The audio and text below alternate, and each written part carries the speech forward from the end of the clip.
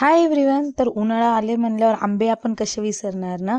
तर आंबे आणले होते आणि माझं सगळ्यात सगळ्यात आवडतं फ्रूट म्हणजे आंबा आहे बरं का. तुमचं कोणतं कोणतं आहे नक्की सांगा बरं का. इकडे आंब्याचा रस करणार होते घरामध्ये. काही जणांना नुसतेच आंबे आवडतात आणि काही जणांना प्रचंड आंब्याचा रस आवडतं, इन्क्लुडिंग मी आणि माझे मिस्टर. त्यांना पण आंब्याचा रस खूप आवडतो. तर आंब्याचा रस करायला घेतलेला. सोहमनं ऑलरेडी 2 आंबे खाऊन टाकले होते, 2-3 आंबे खाऊन टाकले होते. मी म्हणलं चला दोघांपुरताच करायचा आहे, बाकीच्यांनी आंबे खाल्ले होते. तर छानपैकी आता आंब्याचा गर काढून घेते. आंब्याचं सीझन आलं ना यार, मला कोकणाची आठवण येते. तिथं काय आंबे मिळतात राव. तर कधी ना कधी असं मी प्लॅन करते की आपण उन्हाळा आले की कोकणामध्ये वगैरे जाऊया.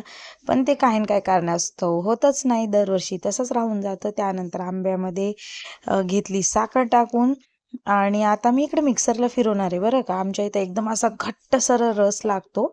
तर मिक्सरच्या भांड्यात थोडा थोडा रस टाकून फिरवणार आहे. आणि सगळ्यात ना आवडता भाग म्हणजे माझा हाच आहे की ते पचकून उडतं. आणि इथं ऑब्विसली उडायलेलं आहे, ते तुम्ही पाहिलेलं पण आहे.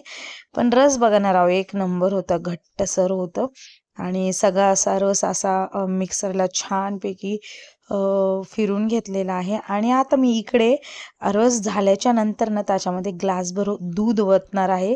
तुम्ही पण एकदा ट्राय करा, एक नंबर लागतं. आणि ही सगळ्यात फेवरेट भाजी आहे बरं का, भेंडीची. आणि इकडं वरणही केलं होतं. आणि मला भेंडीची भाजी म्हणलं ना राहत नाही. मी सगळं काम सोडलं, आंब्याचा रस आणि भेंडीची